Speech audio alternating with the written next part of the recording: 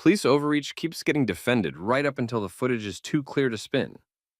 In this case, a patrol stop turned into a career-ending mistake when one officer pushed past the law, ignored valid documents, and picked the wrong driver to test. What made this one different was simple. The man behind the wheel wasn't just another citizen trying to get home. He was the head of internal affairs in the same department, and the officer had no idea. Tell me where you're watching from. And if you follow stories about police misconduct, civil rights, and real accountability, like and subscribe. Cases like this matter because most abuse of power only gets taken seriously when the evidence is impossible to hide. The stop started early evening on a busy city corridor near restaurants and office buildings. The vehicle was a dark Lamborghini Urus. The driver was Andre Bennett, black, early 40s, off-duty, dressed in a polo and slacks after a private business dinner. He wasn't speeding through traffic or drawing attention to himself. He was just driving an expensive SUV through the wrong part of town in the eyes of the officer who saw him. That officer was Tyler Voss. The moment Voss pulled in behind the Urus, the stop stopped being about traffic. He had already decided the driver didn't fit the vehicle. Everything after that came from that assumption. He approached the window and mentioned a traffic reason for the stop, but he didn't stay on it. His focus shifted right to the SUV and to Andre. He asked for license, registration, and insurance. Andre handed everything over without delay. The documents were valid. The vehicle was registered correctly. Insurance was active. The license matched. There was nothing unusual in the paperwork. Voss didn't accept that. He started asking ownership questions that had nothing to do with a normal stop. He wanted to know whose vehicle it really was, how long Andre had it, what he did for work, where he had been, and why he was driving in that area. He wasn't checking facts tied to the stop. He was looking for a crack somewhere else. Andre stayed calm. He answered what he had to answer and didn't give Voss more than the stop required. He knew the difference between a traffic inquiry and a fishing expedition. He also knew that once an officer stopped looking at the documents and started looking for a story, the encounter could turn fast. Voss went back to his cruiser and ran the information. Nothing supported his suspicion. The SUV wasn't stolen. Andre had no warrant. His license was clear. The insurance checked out. Registration was current. The stop should have ended there with a citation or a warning, depending on the original reason. Voss came back more aggressive. That told the whole story. He had checked the facts, and the facts had failed him. Instead of accepting that, he started trying to force the stop in another direction. He questioned Andre again as if the same valid documents had somehow become less valid in the last 2 minutes. He spoke like the paperwork itself was suspicious because it didn't match his assumption. He kept asking about money, work, and ownership. He treated a legal luxury vehicle like it was evidence by itself. Andre didn't react. That made Voss more confident. Officers like that often read self-control as weakness. They think calm means they can keep leaning. So Voss kept leaning. By then, people nearby had started paying attention. Traffic had slowed. A man waiting in a parked rideshare across the street began recording with his phone. A couple on the sidewalk slowed down when they saw Voss staying at the driver's window longer than a normal stop would require. Voss either didn't notice or didn't care. Andre still didn't tell him who he was. He wanted to see the stop for what it really was, not what it would become once rank entered the scene. If Voss was willing to do this to a driver with valid documents, then Andre had no reason to rescue him from his own choices. Voss asked for consent to search the vehicle. Andre refused. Clean refusal, no argument, no speech, just a lawful no. That should have settled it. Refusal to consent is not probable cause. Any officer knows that. Voss knew it too. He just didn't want the stop to end without proving himself right. His tone changed. He started using broad, weak language that sounds official until someone checks it. He mentioned officer safety. He hinted that Andre was being evasive. He suggested there were inconsistencies, but he couldn't point to one that mattered. He was building the usual excuse stack officers use when they want more authority than the law gives them. Andre asked the right question. He asked whether Voss had legal grounds for anything beyond the traffic stop. Voss didn't answer it directly. He ordered Andre out of the vehicle. Andre complied. He stepped out, closed the door, and stood where Voss directed him.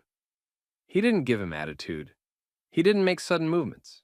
He didn't help him either. He simply followed the order and watched Voss keep pushing the stop past its limit. Voss continued asking questions that had already been answered. He implied there might be something illegal inside the SUV. He still had no clear basis for that claim. No odor, no contraband in plain view, no conflicting documents, no admission, no alert from a canine, no specific fact that could support probable cause. He searched anyway. That was the decision that ended him. He moved into the vehicle without a lawful basis and started going through the interior as if he only needed to find one thing afterward to justify everything before it. That's not how the law works, and it's not how review boards look at stops once the video gets pulled. Andre told him the search was unlawful and requested a supervisor. Voss kept going. At that point, the stop was no longer a judgment call. It was misconduct on camera. The body cam captured Voss ignoring valid documents, stretching the stop, and treating refusal to consent like a reason to search. The dash cam captured the timeline. The bystander's phone video captured the tone from outside the car, which made the whole thing look worse. Voss had turned a routine stop into a personal challenge, and he was doing it in front of multiple cameras. Andre still did not reveal his position. Voss thought he was dealing with a driver he could pressure until something gave way. He had no idea he was minutes away from standing in front of the man who supervised internal misconduct investigations for the department. That reveal hadn't happened yet. The search came first. That was the part Voss would never be able to fix. Tyler Voss had already made the mistake that mattered. The unlawful search was on camera. Everything after that only made the fallout worse. Andre Bennett stood near the SUV and watched Voss keep moving through the interior like he could still rescue the stop by finding something. He checked the center console, looked through the front compartment areas, kept going long after it was obvious he was working backward from suspicion instead of forward from facts. Andre repeated that he wanted a supervisor. This time, Voss responded like a man getting irritated that the scene was no longer fully under his control. He still acted like he had time, like he could finish the search, lock in a report, and shape the story before anyone important showed up. That was his next bad read. A field supervisor, Lieutenant Elena Strickland, pulled up within minutes. She arrived expecting a routine assist on a traffic stop that had gotten tense. That changed fast. She saw Andre outside the vehicle, saw Voss still operating with too much heat, and saw the Lamborghini sitting open in a way that immediately raised the wrong questions. She asked Voss for the basis of the search. He gave her exactly the kind of answer that falls apart on review. He mentioned suspicious behavior, claimed the driver was evasive, referred to vague indicators. He spoke in generic language because generic language was all he had. He did not point to one clean fact that could justify entering the vehicle without consent.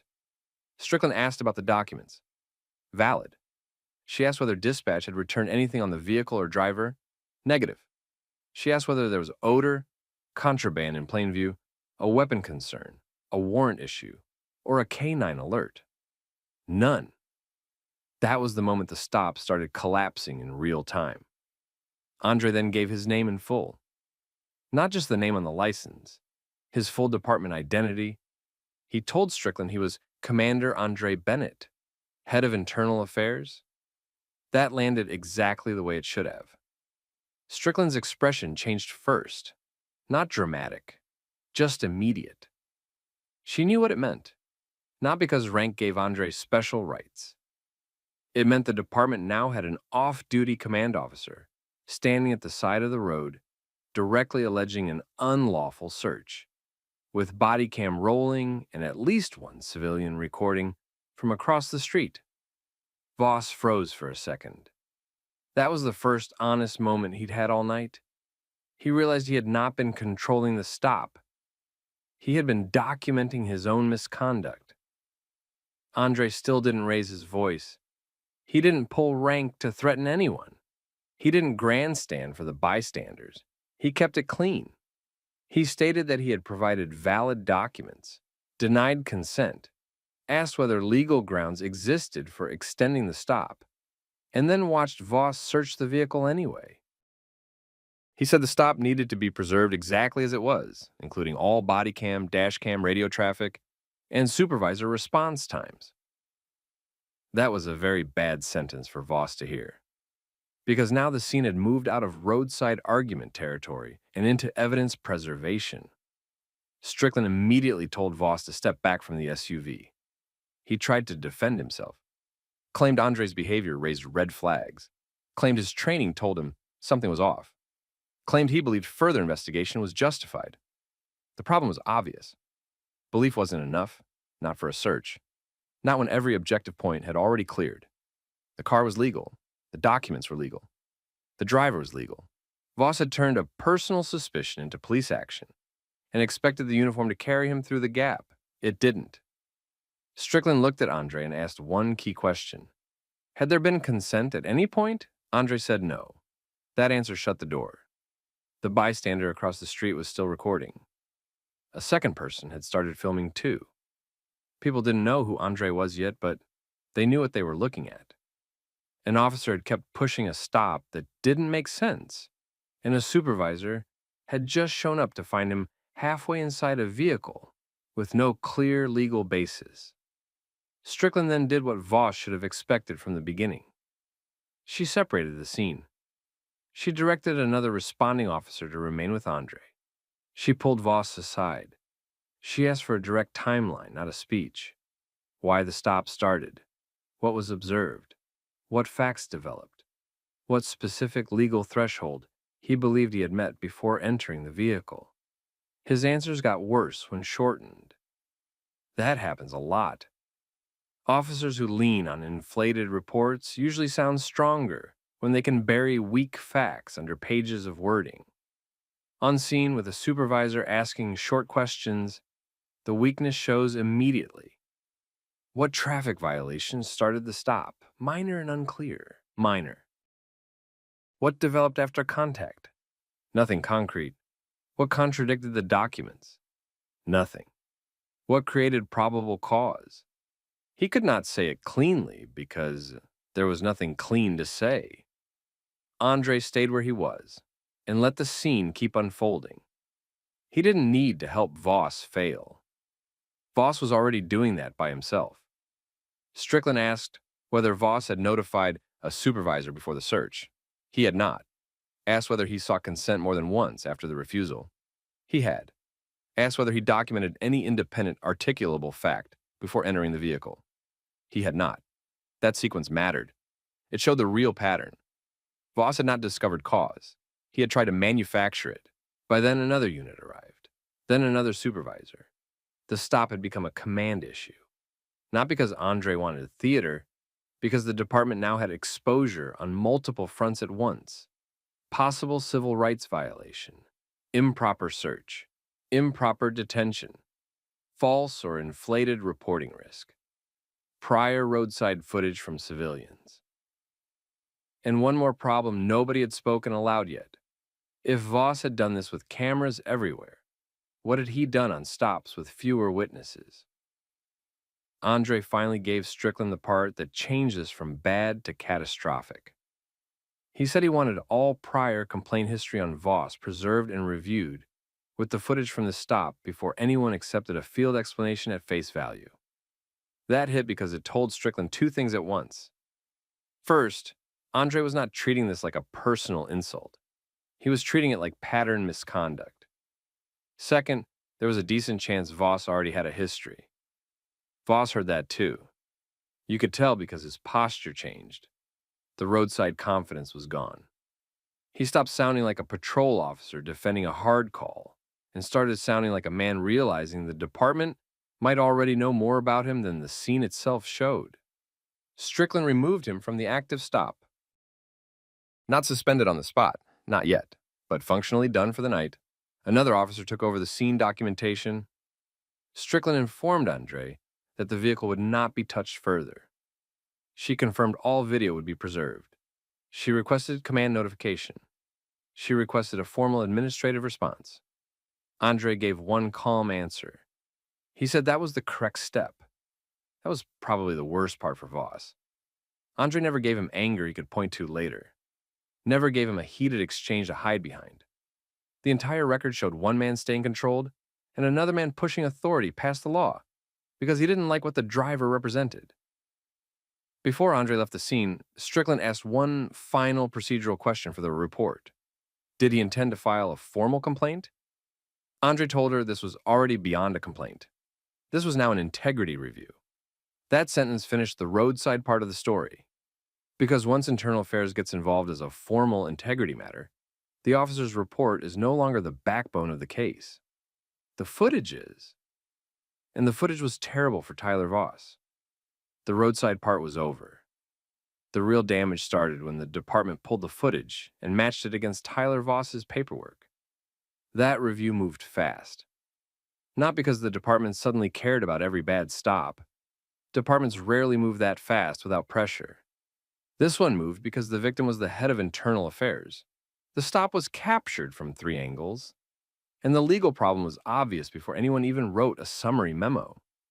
By the next morning, command staff had the body camera, dash cam, dispatch log, and the bystander video. They also had Voss's initial report. That report did not help him. He tried the usual repair job. He wrote that the driver's behavior raised suspicion. He claimed there were inconsistencies during the stop. He suggested the search followed developing indicators. On paper, he tried to make the encounter sound fluid and justified. On video, none of that held up. The footage showed Andre Bennett handing over valid documents right away. It showed no meaningful contradiction in his answers. It showed a calm refusal to consent. It showed Voss staying on the stop long after the traffic issue should have been resolved. Most important, it showed the search happening without any clear legal trigger. That alone was bad enough. Then Internal Affairs pulled Voss's complaint history. That changed the case from a single bad stop to a pattern. He had already been warned. Not once. More than once. The earlier complaints were not identical, but they all leaned the same way. Aggressive tone during routine stops, weak justification for prolonging contact, searches that pushed past the edge of lawful basis, drivers saying he treated them like suspects first and citizens second. In a lot of departments, that kind of record gets shrugged off until someone gets sued or a video goes public. This time, the department had both risk and proof sitting in the same file. Andre didn't personally run the review. That would have been sloppy and easy to attack later. He recused himself from direct handling and let the case move through formal channels. That mattered. It kept Voss from pretending this was personal retaliation. It wasn't. It was a misconduct case with unusually clean evidence. The review team started with the timeline. Why was the vehicle stopped? The original traffic basis was weak, but not the main problem. What happened after first contact? Valid license? Valid registration? Valid insurance? No warrant? No stolen vehicle return? No objective sign of criminal activity? What justified the extension of the stop? Nothing solid. What justified the search? Nothing lawful. That was the center of it. Once those answers were locked in, everything around Voss's report started looking worse. His wording wasn't just stretched. It looked engineered. He used broad phrases that officers use when they want discretion without facts. Training and experience, nervous behavior, inconsistent responses, officer safety concerns, suspicious circumstances. Those phrases can matter when they connect to actual observations. Here they were cover language. The video stripped them down. Command staff noticed something else. Voss's report sounded cleaner than the scene looked. That's always a bad sign. On camera, he looked irritated early and committed to escalation fast. In the report, he tried to sound measured. That gap matters in an administrative case because it suggests consciousness of guilt. He knew the stop looked bad, so he wrote around it. Then the bystander video made it even worse. Body camera footage often favors the officer by design. It sits on the officer's chest, captures what he faces, and misses how he looks to everyone else. The bystander angle gave the department the outside view. It showed how long Voss kept Andre at the roadside. It showed how often he stayed in Andre's space. It showed the search as something that did not follow a sudden discovery or emergency. It looked exactly like what it was. A patrol officer forcing a stop further and further because he couldn't accept being wrong. Once that angle got added, the department lost whatever room it had to soften the event. The legal office got involved next. That was predictable. A bad stop is one problem. A bad stop on a command officer with multiple video angles, prior complaints, and a weak report is a lawsuit package. Even if Andre chose not to sue, the department had to act like outside counsel might see every frame. They reviewed exposure for unlawful detention, unlawful search, and false statements in reporting. Voss was interviewed under administrative procedure. That interview went badly. He was asked to identify the exact point where the stop developed from traffic enforcement into criminal suspicion. He could not pin it down. He was asked what specific fact overrode the valid documents. He had no good answer. He was asked why refusal to consent seemed to change his behavior. He denied that it had, but the footage said otherwise. He was asked why he searched without calling for a canine, without waiting for a supervisor, and without a clear probable cause statement on audio first. That sequence trapped him. If he claimed urgency, the video did not support urgency. If he claimed probable cause, he could not articulate it. If he claimed officer safety, Andre had been compliant the entire time. Every route out closed on him. Then the prior incidents came back into the room. Investigators asked about earlier complaints where drivers described the same pattern. Routine stop, quick suspicion, repeated questioning after documents cleared, pressure for consent, search logic that didn't match the facts. Voss tried to separate each case. That didn't work. Pattern cases are built exactly that way. One incident can look messy. 4 similar incidents look intentional. By mid-review, command wasn't deciding whether Voss had a future. They were deciding how to contain the fallout. That's the part a lot of people don't understand.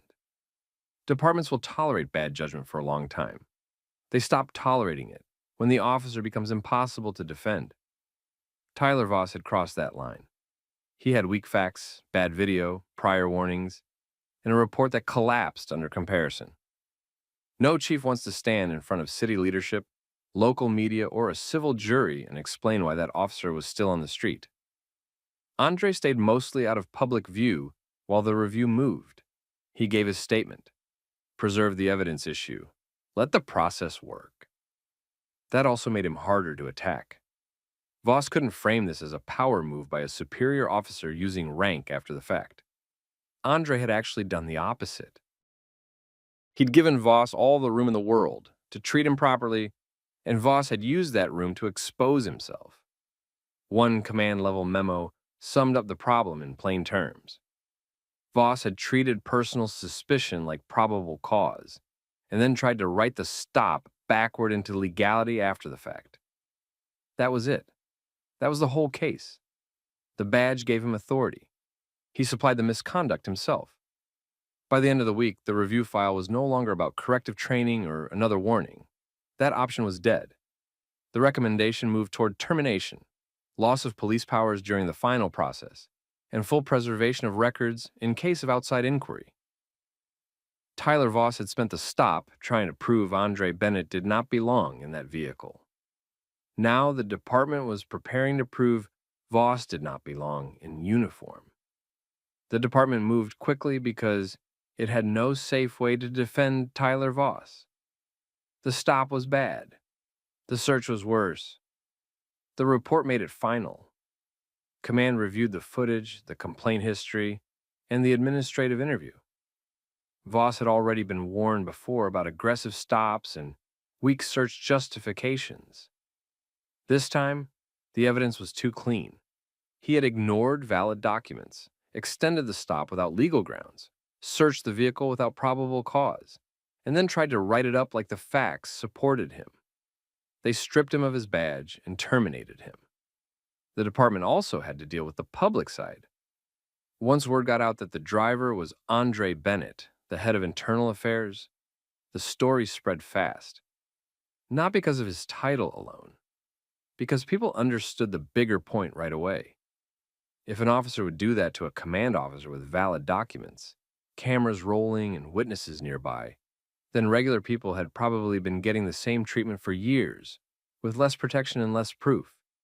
That was the real damage. The bystander video circulated first. Then local outlets picked up the story. Then the department had to answer the question it hates most. Why was this officer still on the street after earlier complaints raised the same issues? That forced changes. Command ordered a review of Voss's prior stops. Supervisors were told to tighten review of consent searches and stop extensions. Internal affairs flagged similar complaints for re-examination. Training got updated, but more important than training, supervisors were put on notice. Weak probable cause language was no longer going to slide just because an officer knew how to dress it up in a report. Andre kept his response controlled all the way through. He didn't make speeches. He didn't turn it into a public performance. He gave his statement, protected the record, and let the evidence do the work. That's why the ending hit as hard as it did. Tyler Voss thought the badge would carry his suspicion. It didn't. The video showed the truth. His history backed it up. His own report buried him. And the department had no choice but to make him the example. One stop, one bad decision chain. One officer convinced his instinct mattered more than the law. That cost him everything. What would you have done in Andre Bennett's place? Have you ever seen a stop go bad because an officer decided suspicion was enough? Drop your thoughts in the comments. Share the story with somebody who needs to see it, and subscribe for more. I need ID from both of you right now. For what? Because you're in a restricted area. Restricted to residents. We live here. This is the gate credential. Ma'am, I'm talking to him. You came up like we're doing something wrong. What exactly is this? Possible trespassing. Trespassing? Then prove it. Resin tags on the windshield. Gate on my wife's passes. phone. He picked the wrong family to intimidate.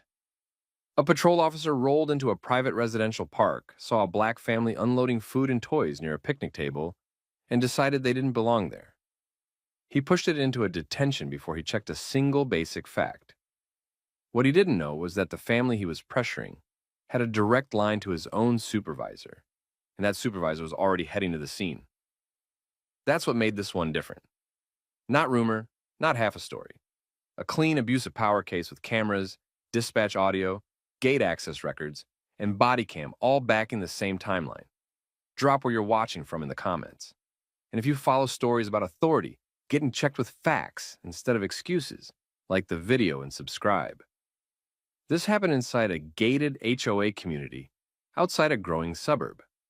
The park sat behind a coded entry gate and was reserved for residents and their guests. The signs at the entrance said that plainly. The gate logs tracked access. Cameras covered the entrance, the parking area, and most of the common space. It wasn't public property, and that point ended up mattering more than anything else. The family at the center of it was the Brooks family.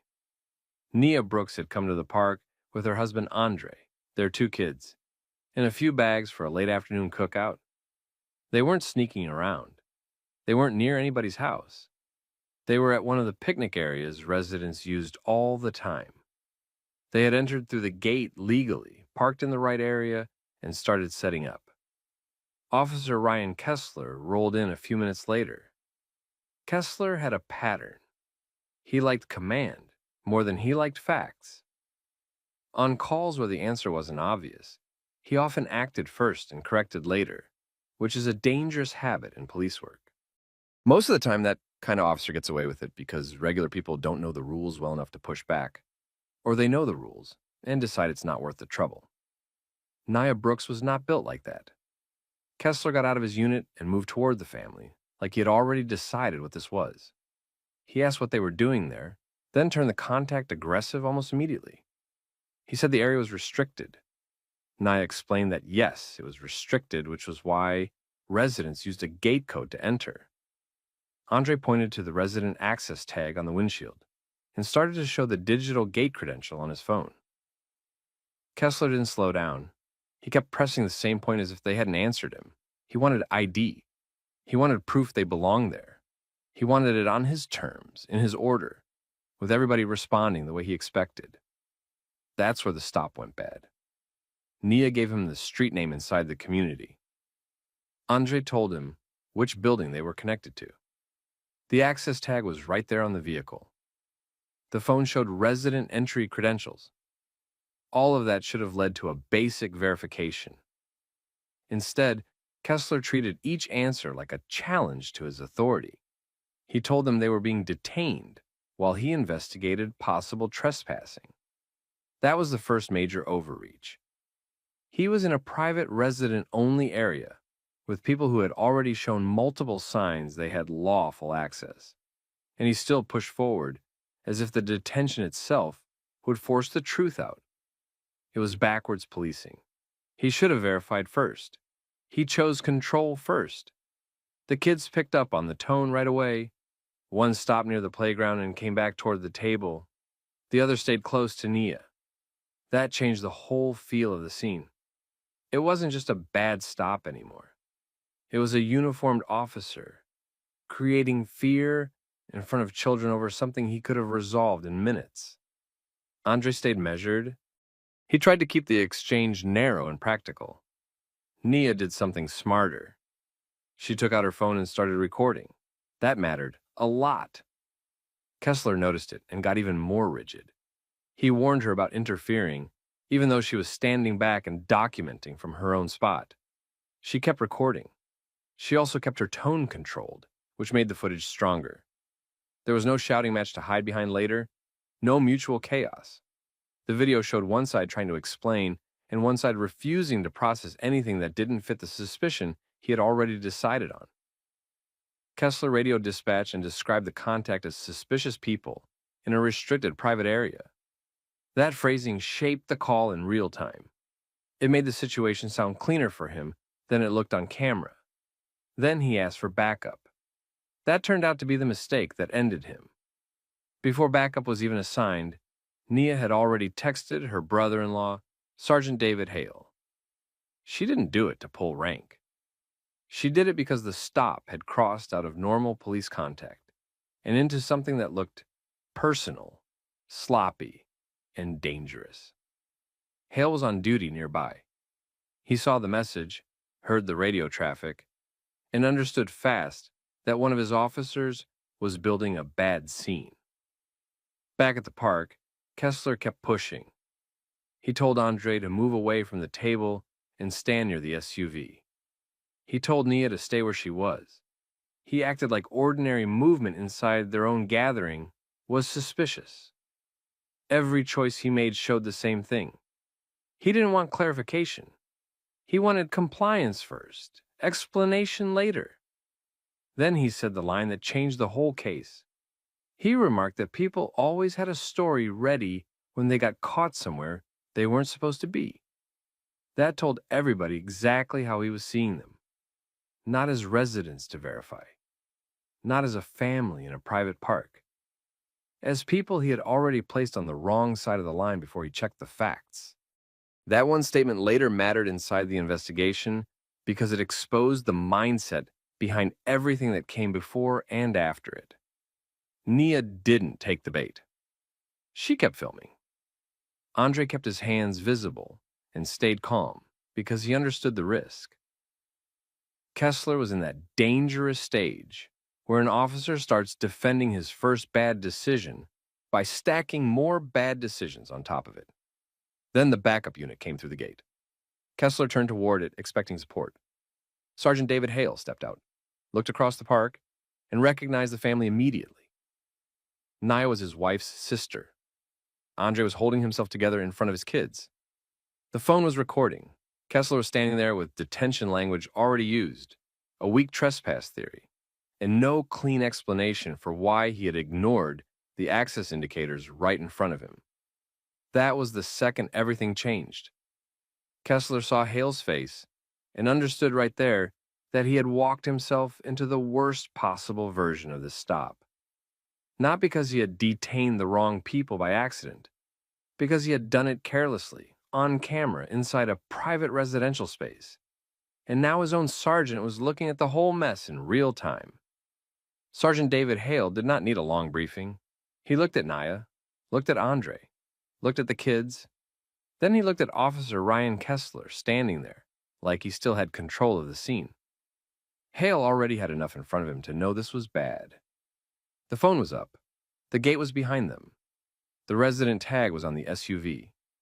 His own family was being treated like intruders in a park they had lawful access to. Kessler started talking first. He tried to frame it as a suspicious person stop inside a restricted area.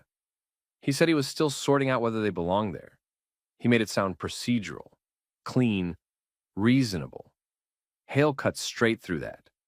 He asked what legal basis Kessler had for detention after being shown resident access indicators.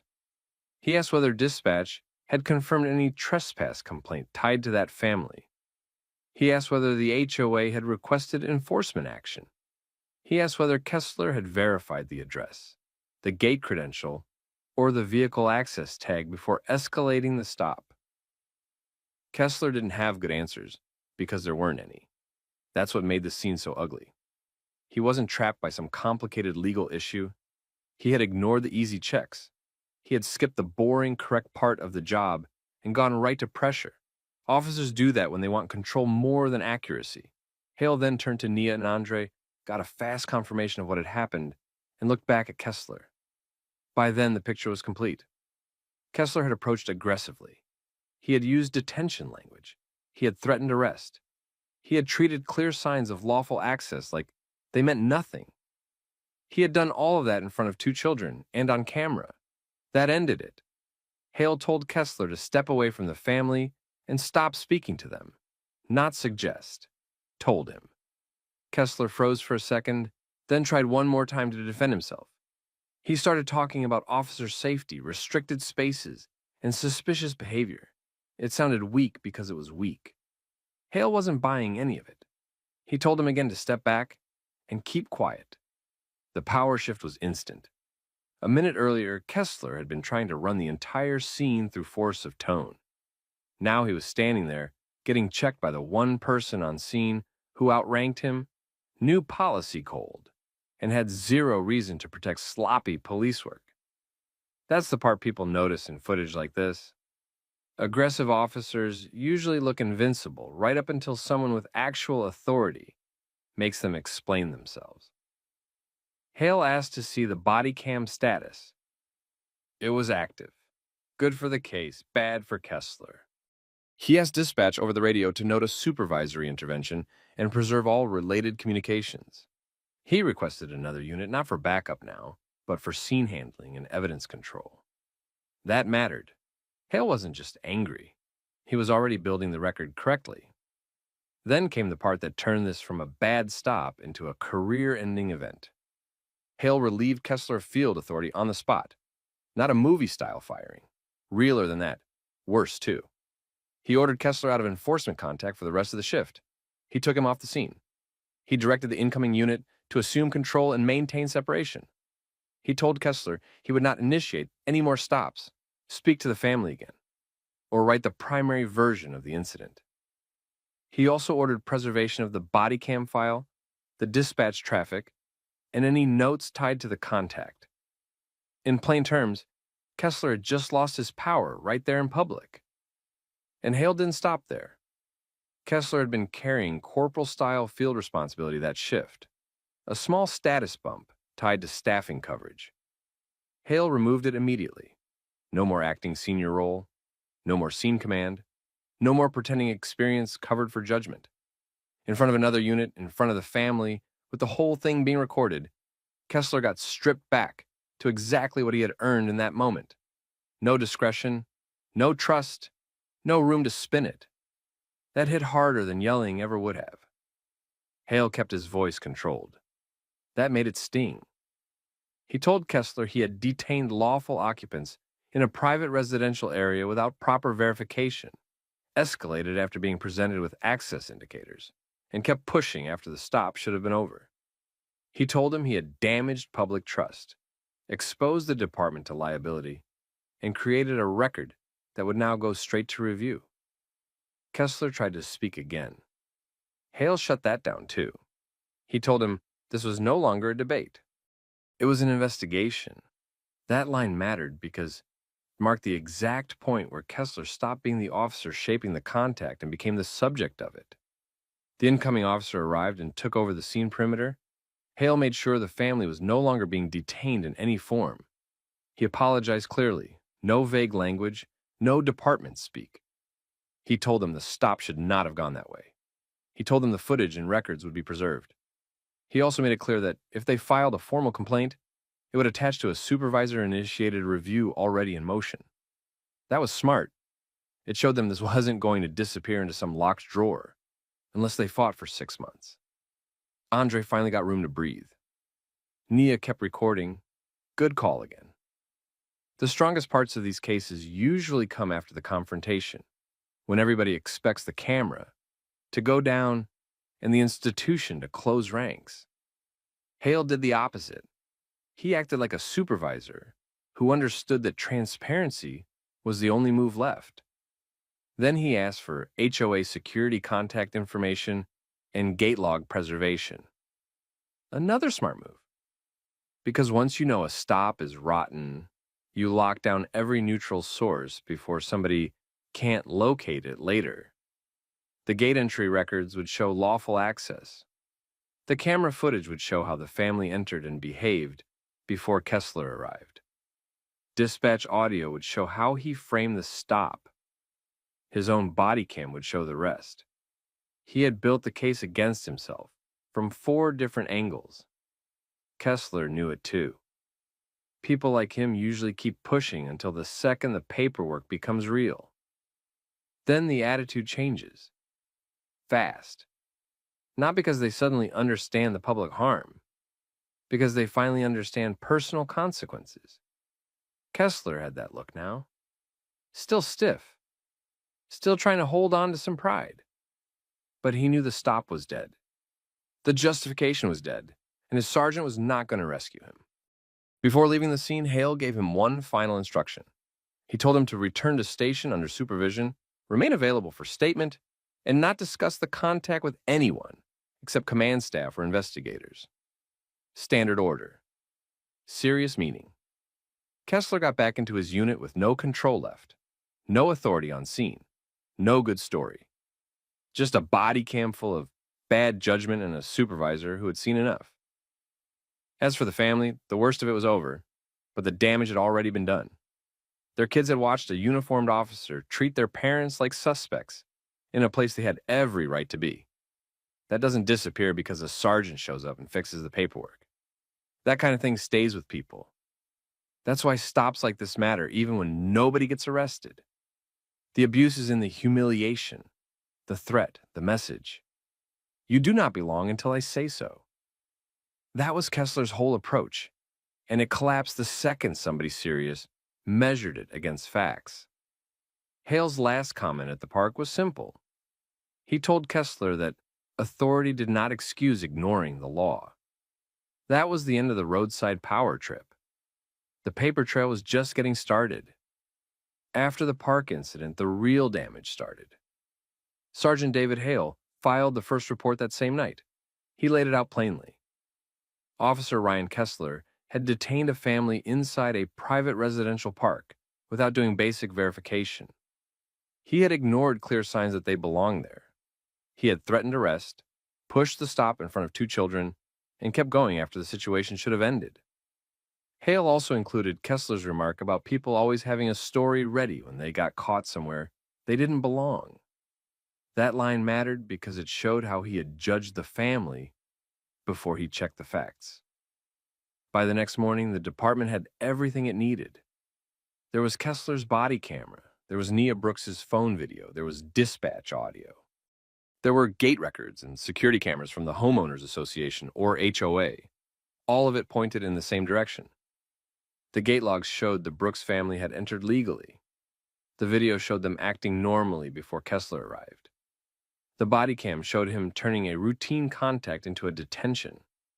The radio traffic showed how he dressed it up as suspicious activity instead of what it really was, a bad stop built on assumptions. That's why Internal Affairs moved quickly in early 2026.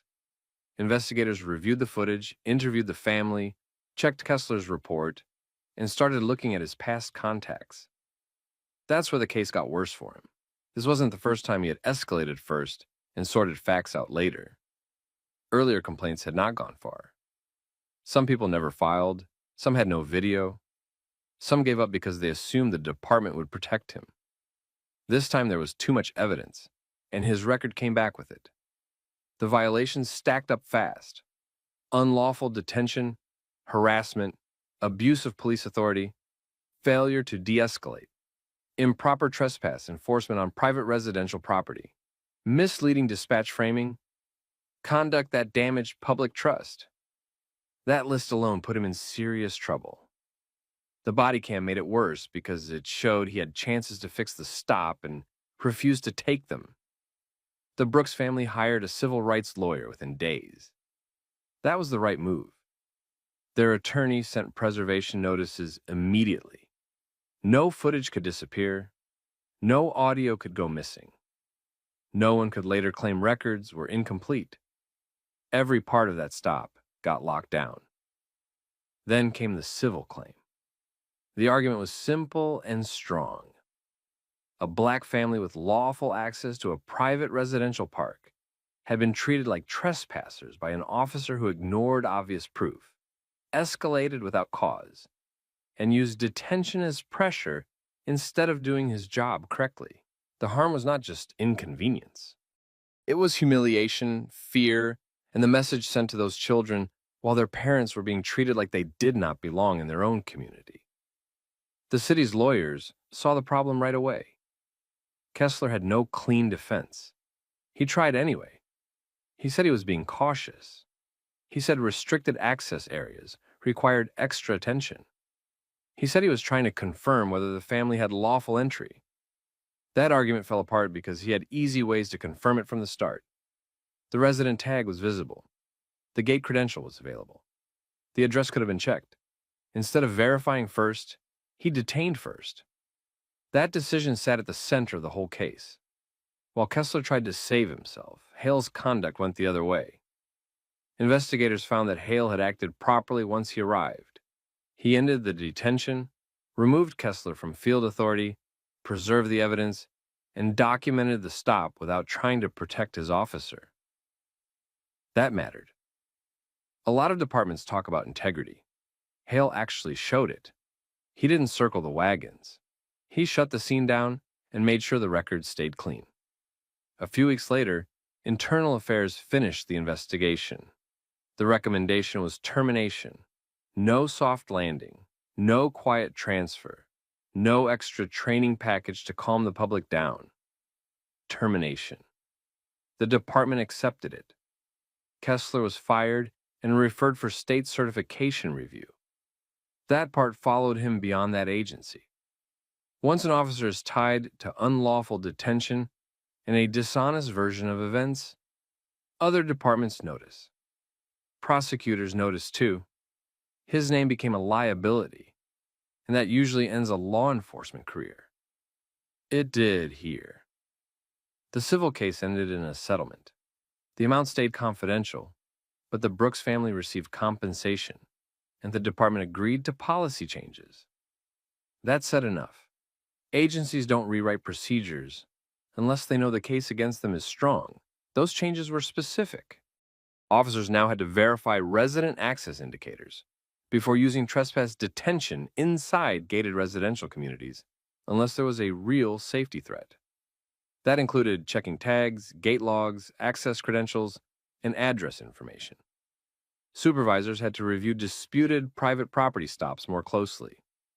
Dispatch wording also came under review, because officers should not be able to turn weak assumptions into stronger calls, just by how they describe them on the radio. That part matters beyond this one story. Bad police work often starts small.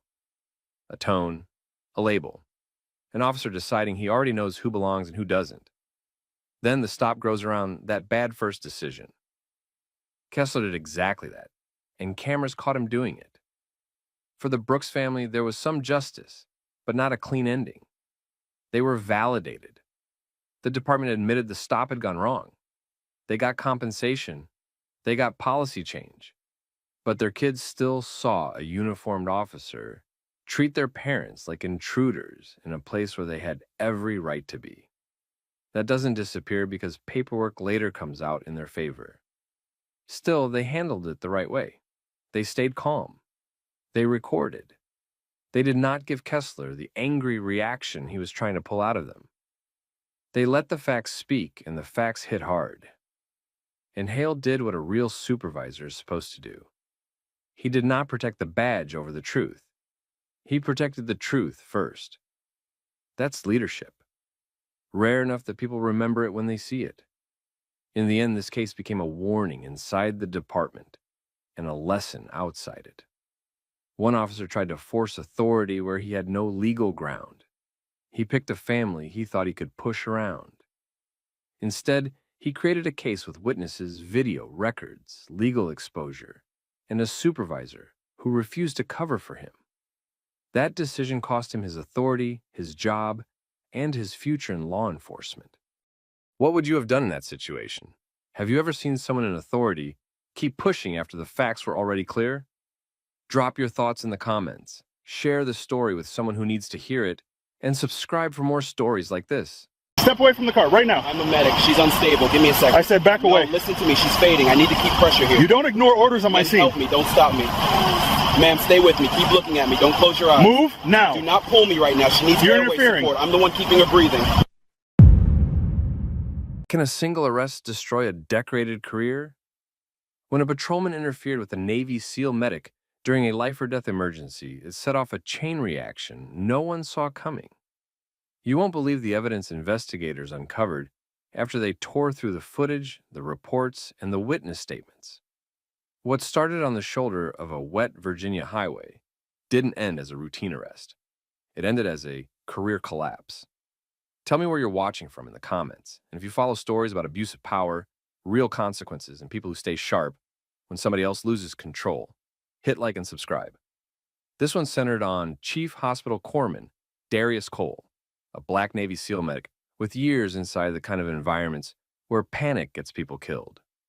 He wasn't loud, wasn't reckless.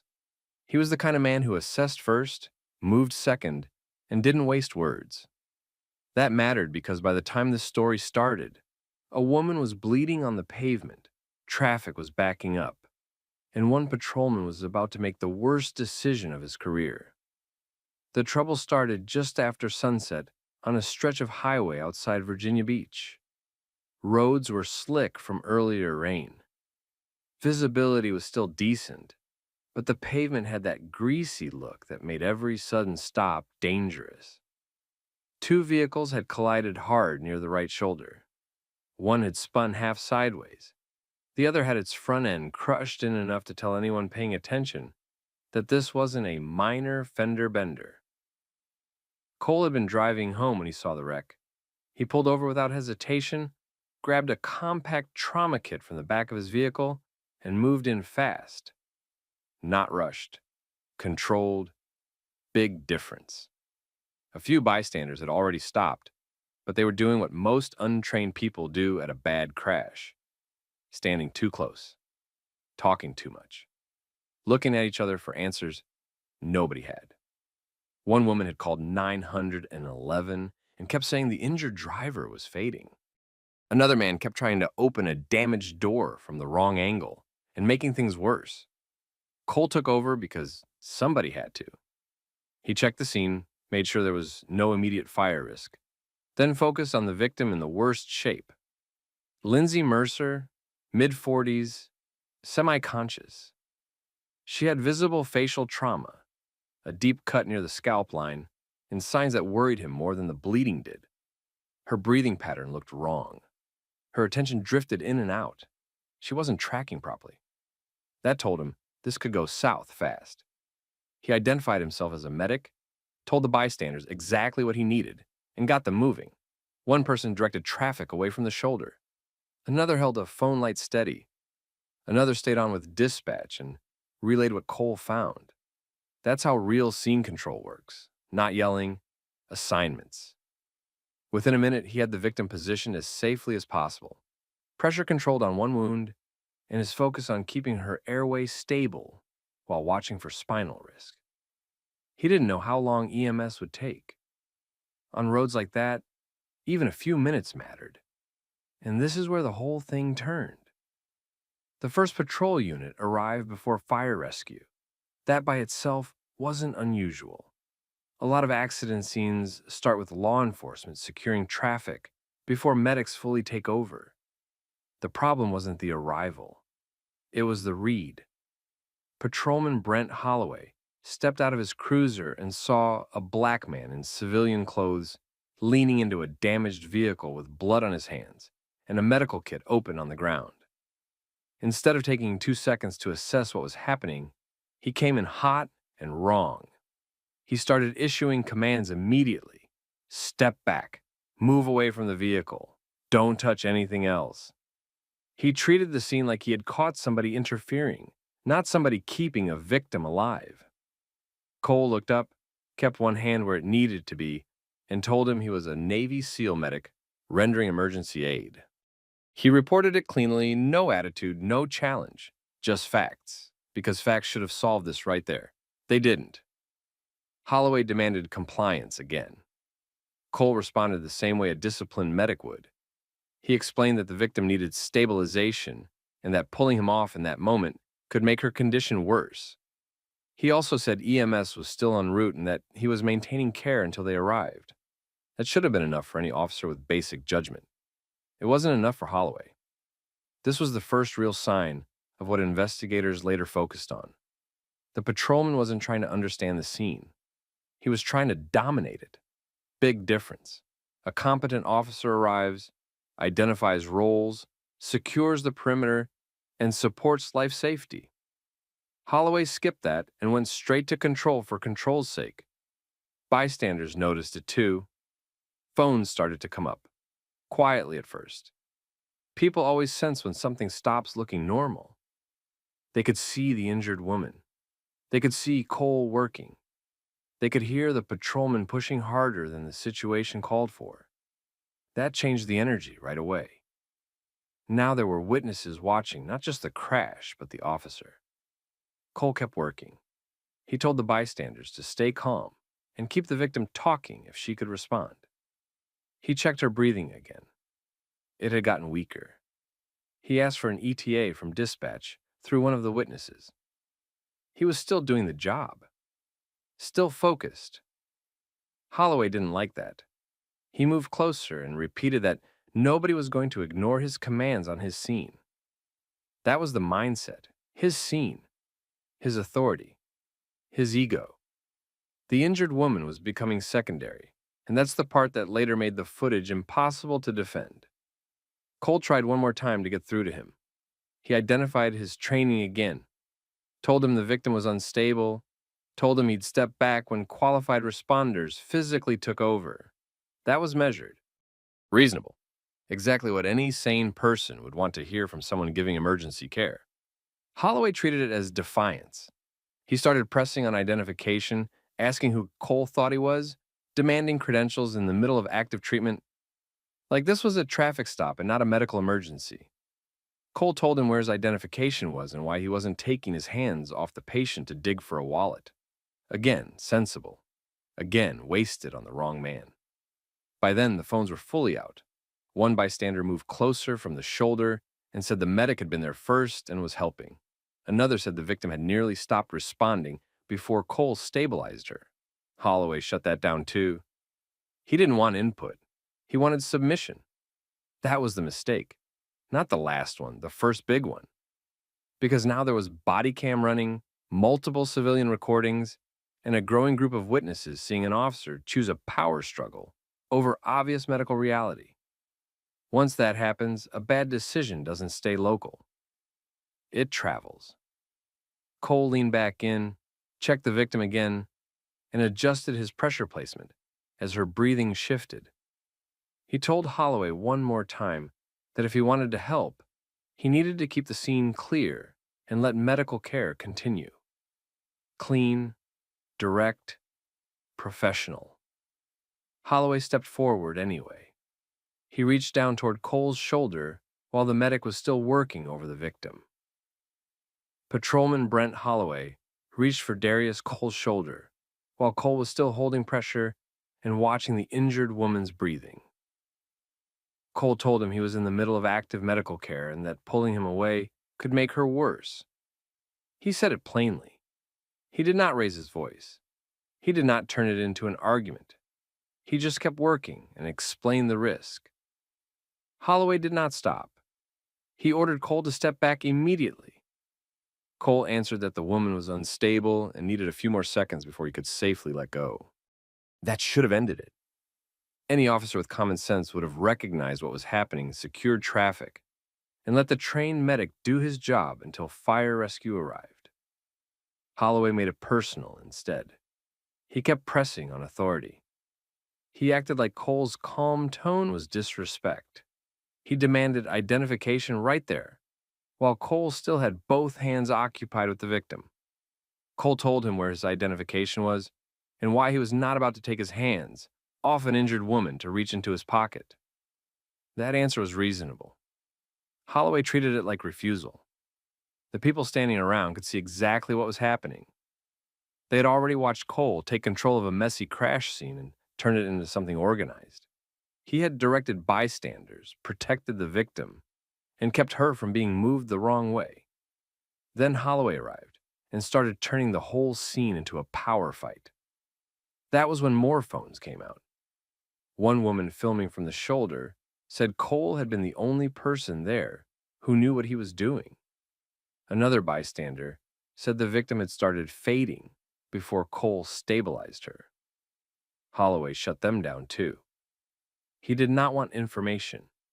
He wanted compliance. Then he escalated again. He grabbed Cole harder and ordered him away from the vehicle. Cole tried to finish one critical step before moving. He was still focused on the woman. He kept explaining that she needed support and pressure maintained until paramedics took over. Holloway yanked him back anyway. The woman's body shifted when Cole was pulled off balance. A bystander shouted. Another person moved forward, then stopped when Holloway started threatening people at the edge of the scene. That was the moment the entire stop changed. Up to then, Holloway could still have claimed he misunderstood what he saw. The second he physically removed a medic from an injured woman who was actively being treated, that excuse started falling apart. Cole did not fight him. That mattered later. He did not swing, shove, or posture. He kept telling Holloway the same thing. The woman needed care. He kept trying to give medical information even while Holloway forced his arm behind his back. Holloway pushed him toward the shoulder, bent his wrist, and handcuffed him while the victim was still inside reach of the open trauma kit. That image did damage before any investigation even began. A trained black military medic on the roadside, hands behind his back, while the woman he had been helping was left without him for no good reason. People did not need legal analysis to understand how bad that looked. They could see it. And Holloway kept talking. His body camera captured the whole shift in tone. He dismissed Cole's military and medical background instead of checking it. He talked like nobody at the scene had the right to act unless he approved it first. He framed Cole as a problem because Cole had not instantly stepped aside when ordered. That was his whole logic. Not danger, not confusion, not safety. Obedience. That body camera footage later wrecked him. Cole stayed seated on the shoulder after Holloway cuffed him. He kept asking whether someone was maintaining the woman's airway and bleeding control. Even then, he was still focused on the victim. That is what made Holloway look even worse. Cole was not trying to save himself first. He was trying to get the officer to stop making the medical situation worse. Then fire rescue arrived. Fire Captain Elena Ruiz came in with her crew and saw the problem immediately. An injured woman was still in the vehicle, and the person in handcuffs next to the road had medical gloves on, blood on his hands, and a trauma kit open on the ground. That is not a hard scene to read. Paramedic Josh Levin went straight to the victim. Ruiz took one look at Cole, then at Holloway, and understood that somebody had interrupted active care. The response from the medical side was immediate. Levin picked up where Cole had been forced to stop. Ruiz started asking what happened. Holloway tried to present it as scene interference and failure to follow orders. That version did not hold up for even a minute. The bystanders were already speaking over each other, all telling the same story. Cole had stopped to help. Cole had identified himself as a medic. Cole had been treating the woman before Holloway arrived. Holloway had pulled him away anyway. Ruiz and Levin could see the treatment pattern for themselves, the way the victim had been positioned, the supplies laid out, the pressure controls set up. None of it looked random. None of it looked unsafe. It looked like a professional emergency care. Levin later stated that Cole's actions before the arrest were medically appropriate and likely helped to keep the woman from getting worse before emergency medical services took over. That statement became a major problem for Holloway later because it moved the case out of the area of simple bad judgment and into something more serious. He had not just been rude. He had interfered with necessary care. Cole sat there in handcuffs while trained responders finished the work he should have been allowed to continue. He still did not give Holloway what he seemed to want. No outburst, no threats, no dramatic scene. Just short answers and repeated concern for the patient. That also mattered. Bad officers often count on the other person losing control. It makes the paperwork easier. It gives them something to point to later. Holloway did not get that. He got a composed service member with a clean record, a roadside full of witnesses, and a body camera footage that did not match the story he was already starting to build in his head. The mood at the scene turned fast once the ambulance left. The crash itself was no longer the center of attention. The arrest was. People stayed behind to give names and statements. Several said they had the whole thing on video and would send it out that night. Holloway still acted like he could manage the narrative because he had the badge, the handcuffs, and the first report. He was wrong. Cole had the truth on camera. The bystanders had angles his body camera did not. The medical responders had professional opinions Holloway could not talk over. And once all of that left the roadside, the case stopped belonging to him. That night, Patrolman Brent Holloway wrote the first report. He claimed Darius Cole interfered with the scene, refused orders, and forced the arrest. He leaned on the usual wording: noncompliance, officer safety, obstruction. The problem was simple. The videos did not support him. By the end of the night, bystander clips were already online. People saw the same sequence in every version. A Black Navy SEAL medic stopped at a crash, treated an injured woman, identified himself, and got arrested while she still needed help. The department could not sit on it. The next morning, the case went to Internal Affairs Lieutenant Naomi Price. She pulled the full file right away. Body camera video, civilian videos, dispatch audio, the written report, witness statements, fire rescue statements, use of force paperwork. Then she compared everything. That is where Holloway started sinking. His report described Cole like a disruptive civilian, creating problems at an active scene.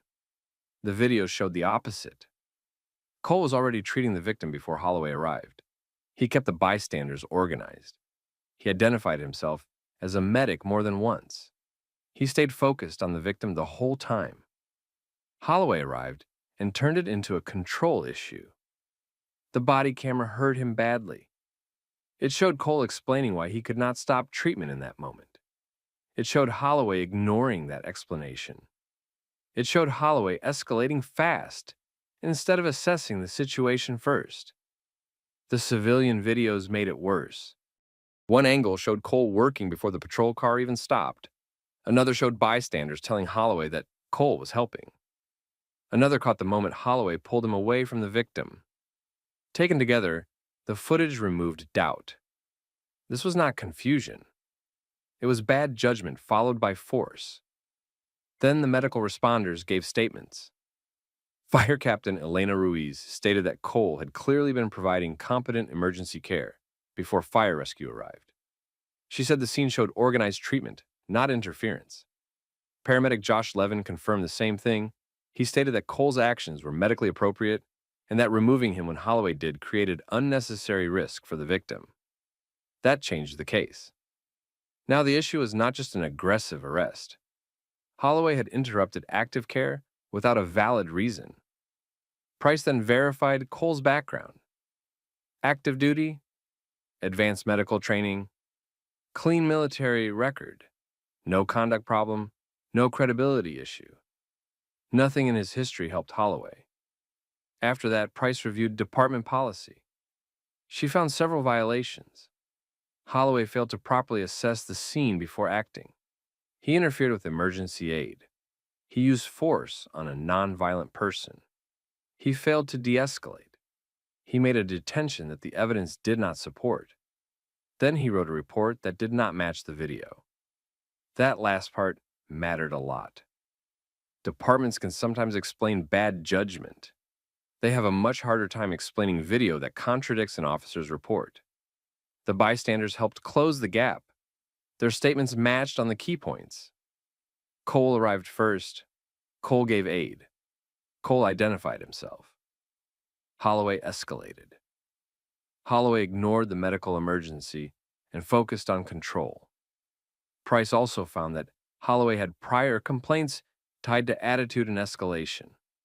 Nothing as large as this case, but enough to show a pattern. He had been warned before about pushing situations too far. At first, the department placed him on administrative leave. That did not last. Once command staff reviewed the footage and responder statements, the case moved fast. The risk to the department was obvious. The facts were too clear. The videos were too public. The medical testimony was too strong. The recommendation changed from review to termination.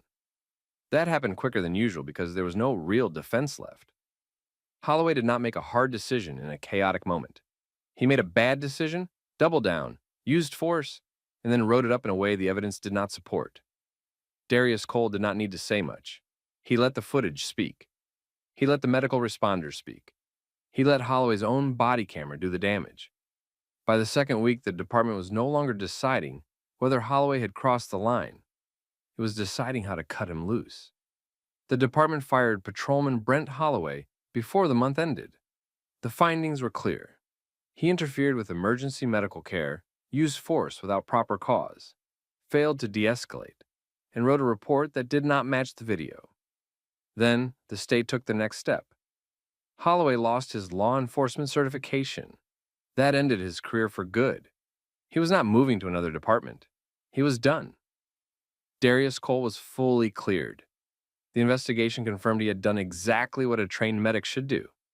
He stopped, treated the victim, identified himself, and stayed focused on her condition the entire time. Fire Captain Elena Ruiz and paramedic Josh Levin confirmed that his care was appropriate and that Holloway created unnecessary risk by pulling him away. After that, Cole filed a civil suit. The claims included unlawful detention, excessive force, civil rights violations, and obstruction of emergency aid. The case was not just about a bad arrest. It was about an officer using his authority to stop life-saving care for no valid reason. Lindsay Mercer survived. That helped. It did not excuse what Holloway did. Cole stayed on active duty and returned to service with his record intact. Holloway lost his badge, his certification, and his future in law enforcement. The case also forced changes. The department updated training for officers arriving first at medical scenes. The focus was simple. Assess first. Do not interfere with qualified medical aid unless there's a real safety threat. That is why this case hit so hard. Holloway thought he controlled the scene because he had the badge. He did not. The cameras, the witnesses, and the facts took control away from him. One bad arrest ended a career. What would you have done if you were standing there? Put it in the comments, share the story, and subscribe for more. I asked you for ID. And I asked for a legal reason. You're acting suspicious. Walking on the sidewalk? Your attitude's not helping you. Silence isn't a crime. Turn around, hands behind your back. You haven't told me what I did. I'm not going back and forth with you. That's Turn because all you the way don't around. have This patrol officer thought he had an easy stop. Instead, he turned a routine sidewalk contact into a career-ending mistake. He pressed a quiet pedestrian with no solid legal basis, ignored his partner's warning signs, and put handcuffs on a man he had not even identified. What he did not know was that the man standing in front of him was a police commissioner, Adrian Cross. Tell me where you're watching from. If you like stories about abuse of authority, body cam fallout, and real accountability, like the video and subscribe. This happened on a Thursday night just after 9:20 p.m. in a redeveloped downtown corridor lined with restaurants, office buildings, and city property. Officer Brandon Pike was in a marked unit with Officer Marissa Cole. They were assigned to high-visibility patrol in an area where command staff had been pushing for more proactive policing. More stops, more contacts, more officer presence. Pike noticed a man walking alone near a public plaza beside a city parking structure. Dark jacket, plain clothes, nothing in his hands. Normal pace. He was not matching a suspect description because there was no suspect description. Dispatch had not sent out a call about him. No one had flagged him. He was simply there, walking by himself. Pike decided to stop him anyway. Bodycam later showed Pike stepping out with the kind of tone officers use when they want control first and facts later. He immediately started questioning the man about where he was going and what he was doing in the area. The man stopped and turned towards him. He did not walk away. He did not raise his voice. He did not make sudden movements. He kept his hands visible and answered very little. That man was Commissioner Adrian Cross, though Pike did not know it. Cross had been appointed months earlier after the department took public heat over repeated complaints involving unlawful stops, aggressive detentions, and poor field supervision. He had spent most of his first year pushing retraining, stop documentation reforms, and tighter review of body cam footage. He knew what legal street stops looked like. He also knew this one was already going bad. Pike asked for identification. Cross did not hand it over. He also did not do anything Pike could honestly describe as threatening. He did not clench up, move in, curse, or posture. He stayed composed and gave Pike almost nothing. That was what got under Pike's skin. Some officers can handle a quiet citizen. Pike could not. He read silence as attitude.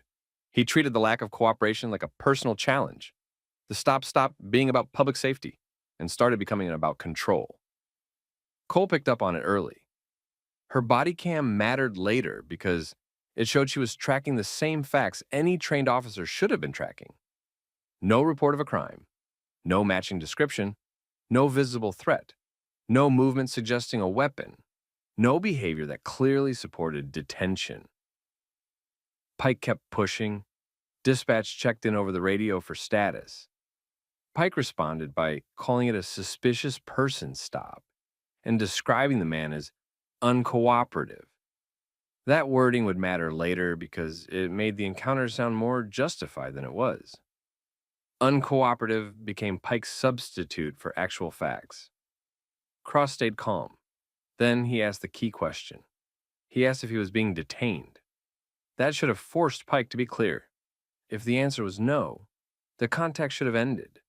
If the answer was yes, Pike needed a lawful reason he could explain on camera. He did neither.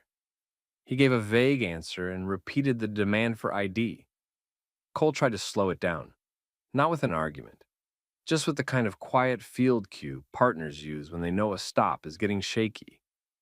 Pike ignored her. A few people nearby started looking over. Pike noticed. His posture changed. He got stiffer, more performative. Once he felt observed, he stopped looking for a clean exit and started trying to win the encounter. Cross did not help him do that. He remained controlled and said very little. Pike had several chances to end the contact before it turned into misconduct. He passed every one of them. Then he escalated. He ordered Cross to turn around. Cole reacted right away. The body cam showed it. She knew this was moving into handcuffing without a clear crime, without a clear threat, and without basic identification even being established. Cross did not resist.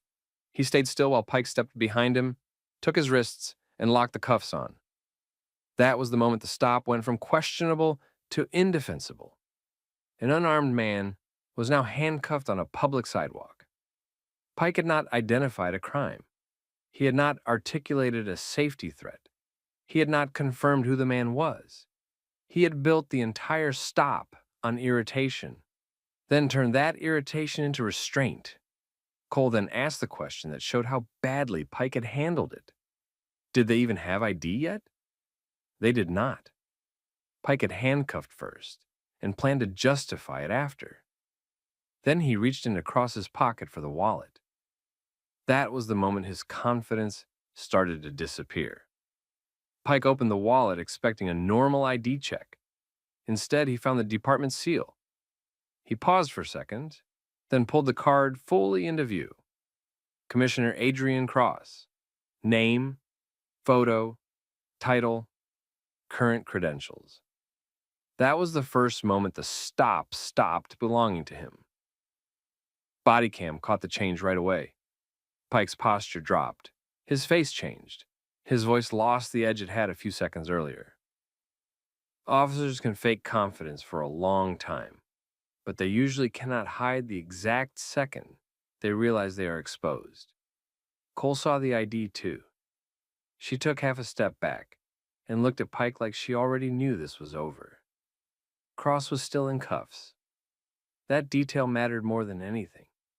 Because by then the issue was not embarrassment. It was that Pike had already committed himself on camera. He had detained and handcuffed the police commissioner without a clear legal basis, without identifying a crime, and without getting control of his own decision-making at any point during the contact. Pike started trying to recover. He fumbled through the usual phrases. He acted like this was a misunderstanding, like the identification changed the problem. It did not. The problem was not who Cross was. The problem was what Pike had done before he knew. That is what made this so bad from a department standpoint. If Cross had been any ordinary resident, the stop still would have been a problem. The title just made it impossible to bury. Cole moved in first. She told Pike to take the cuffs off. Not later, not after more talking. Right then. Pike hesitated for a second. That second made him look even worse. He still had not fully let go of the idea that he could talk his way out of it. Then he finally uncuffed Cross and stepped back. Cross turned around, straightened his jacket, and took his wallet from Pike's hand. He did not raise his voice. He did not make a speech.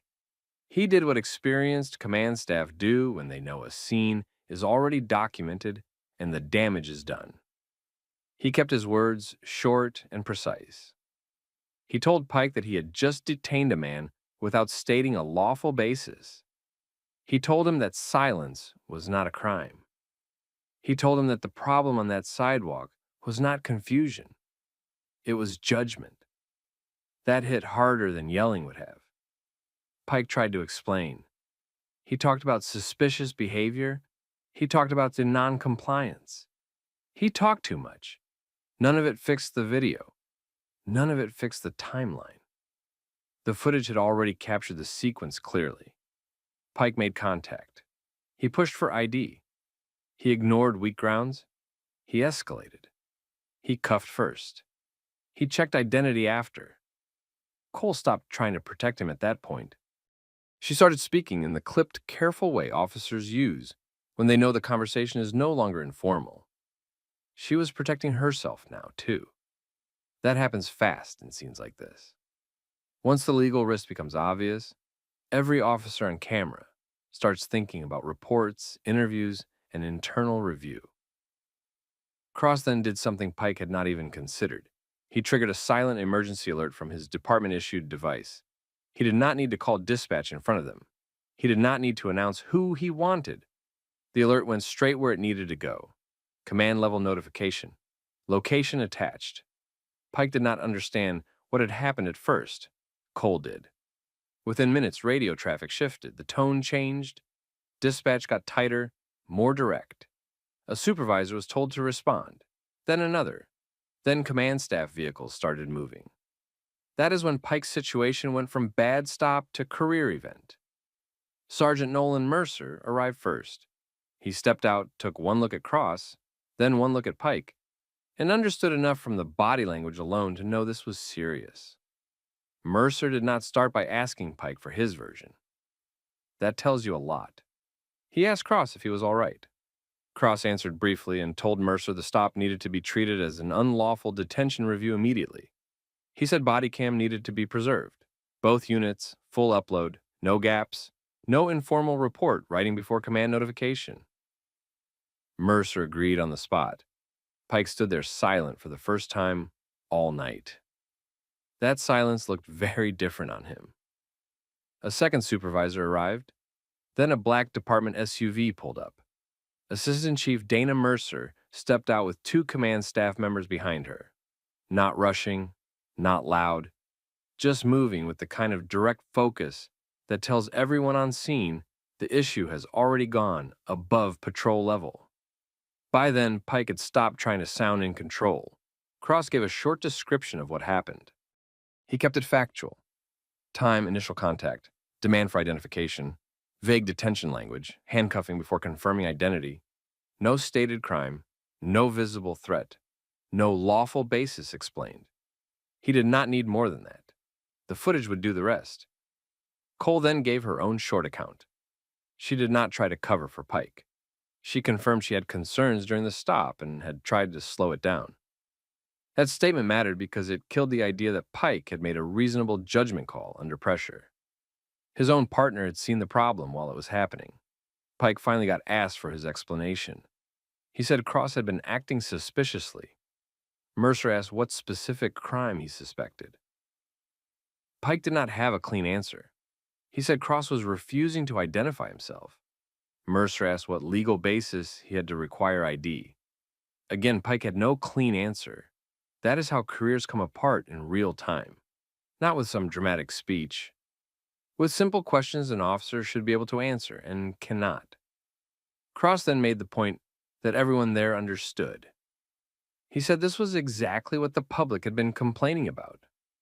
Officers turning non-compliance into suspicion, turning irritation into force, treating constitutional limits like obstacles instead of rules.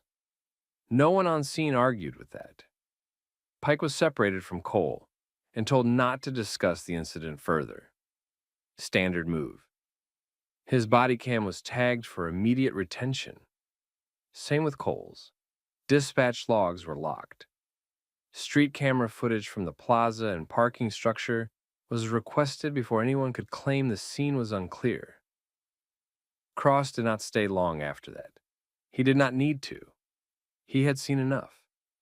Before leaving, he looked at Pike one last time and told him the badge did not give him authority to punish people for refusing to make his job easier. That was the line Pike was going to hear again and again later. In review, in interviews, in internal affairs summaries, maybe even in court filings.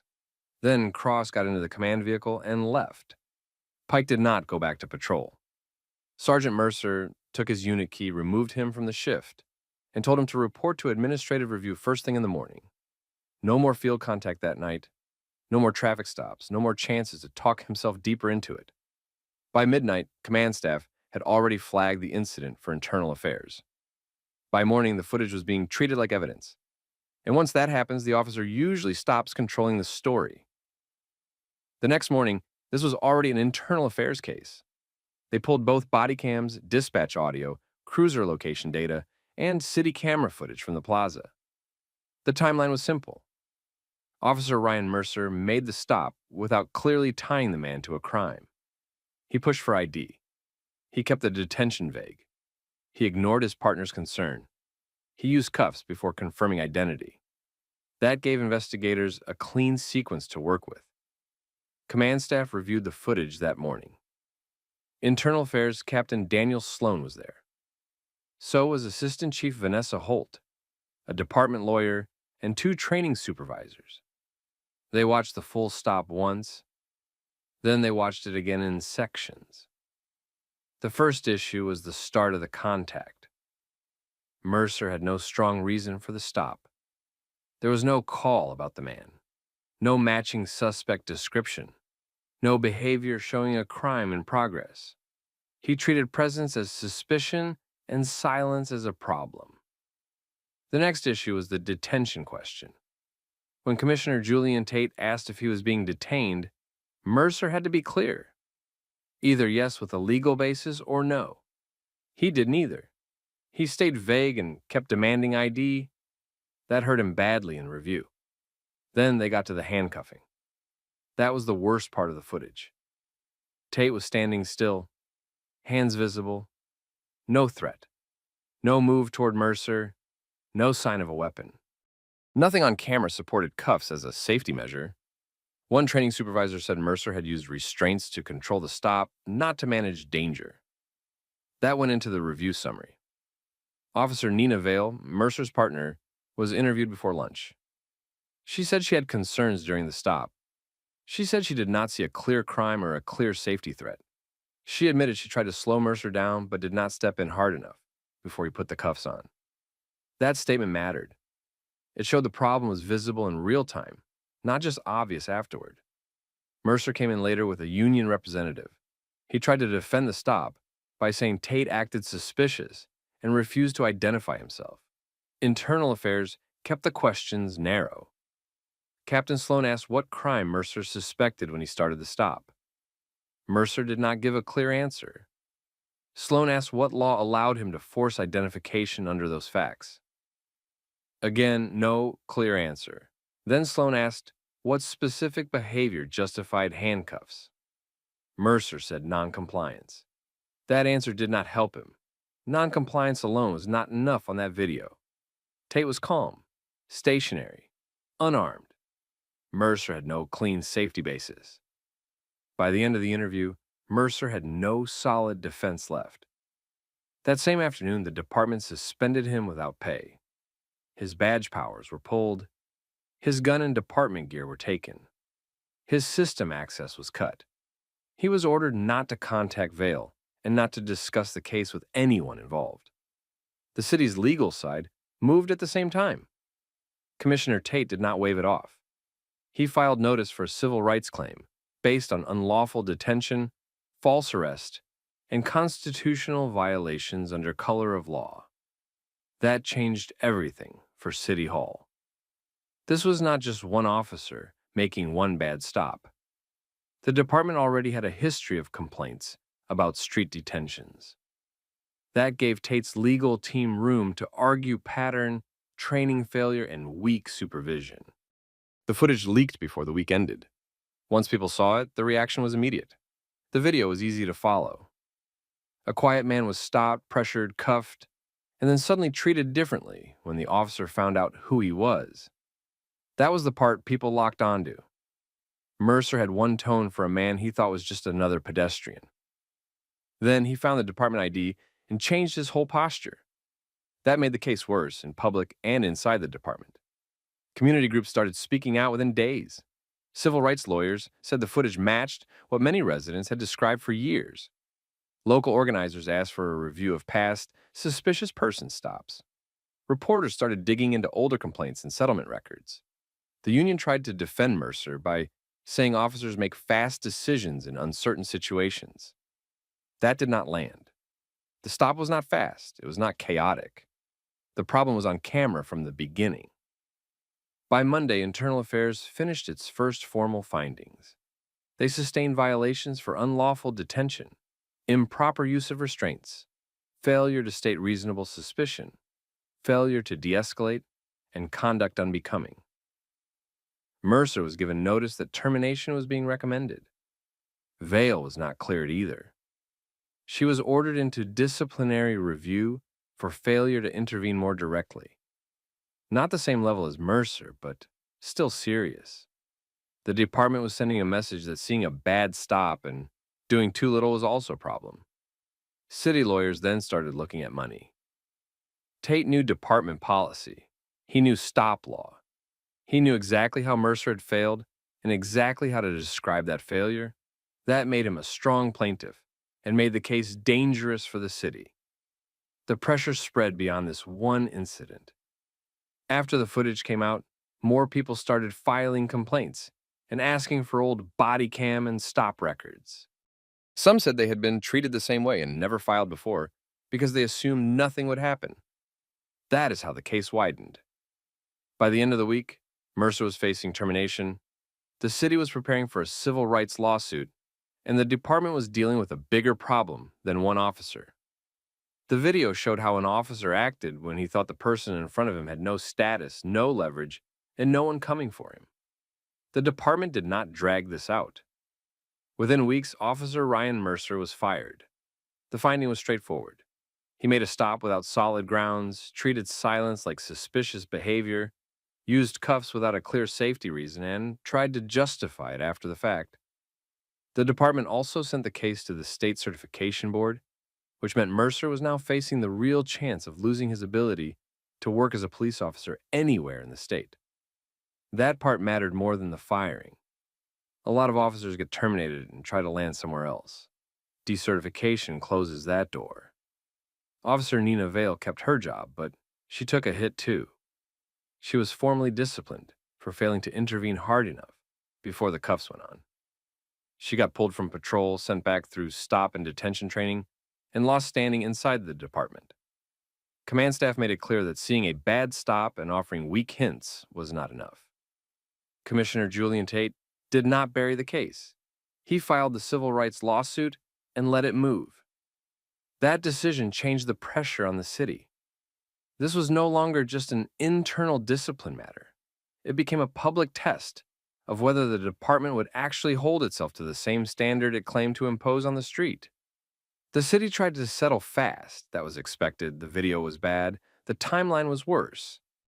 Tate's lawyers had a simple case: unlawful detention, false arrest, civil rights violations, weak supervision, and a department that had already been warned about stop problems before.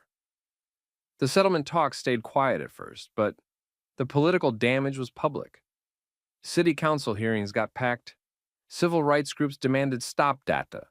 Local reporters pulled old complaint records and found that Mercer had been named before in aggressive stop allegations, even if those earlier cases had never turned into this kind of disaster.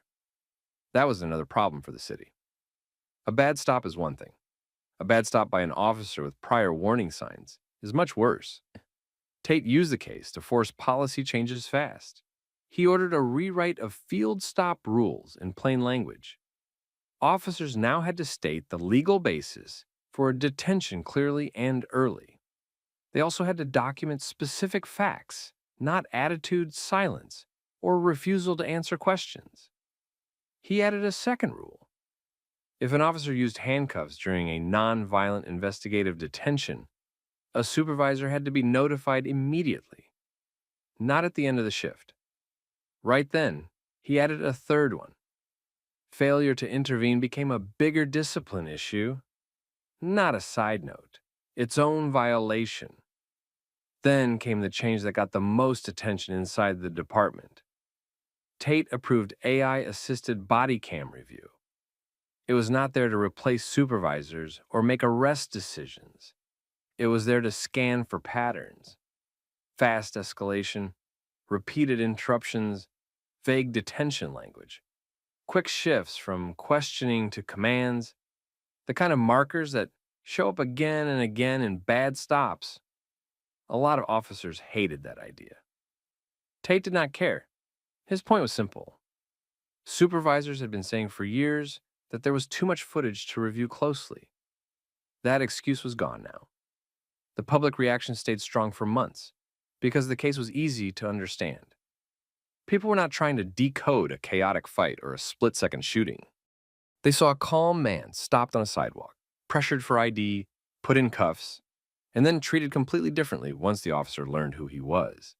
That was the whole story. Mercer did not respect the law. He respected rank. That is what damaged trust most. Community groups used the case to push for a stronger civilian oversight board. City leaders approved expanded review authority not long after. The board got better access to stop data, complaint trends, and body cam audit results. Not full control of discipline, but more visibility and more leverage than it had before. Tate also ordered an audit of suspicious person stops from the previous 18 months. That review found repeated use of vague language in reports, especially words like evasive, uncooperative, and suspicious, with little factual detail behind them. More officers ended up in retraining. A few ended up under formal review. So one stop changed more than Mercer's future. It changed reporting. It changed supervision. It changed how the department reviewed Bodycam. It changed how much room officers had to hide weak detentions behind loose wording. As for Mercer, his name became a warning inside the department. Not because he stopped the wrong man, because he showed exactly how he treated a man he thought had no power. That was the lesson Commissioner Tate kept repeating after the case. Rights do not depend on status. A stop does not become lawful because an officer feels challenged, and silence is not a crime just because it annoys the person with the badge. That is the whole reason this story hits so hard. If Tate had identified himself in the first 10 seconds, Mercer probably would have changed his tone, backed off, and gone home thinking nothing happened. Instead, he exposed himself on Bodycam in public, in a way no report could clean up later. And that is how one patrol officer turned his own ego into evidence. Let me know what you would have done if you were standing there watching that stop. And if you have ever seen a cop push a weak stop just because somebody did not act submissive enough, say so in the comments. Subscribe for more stories like this.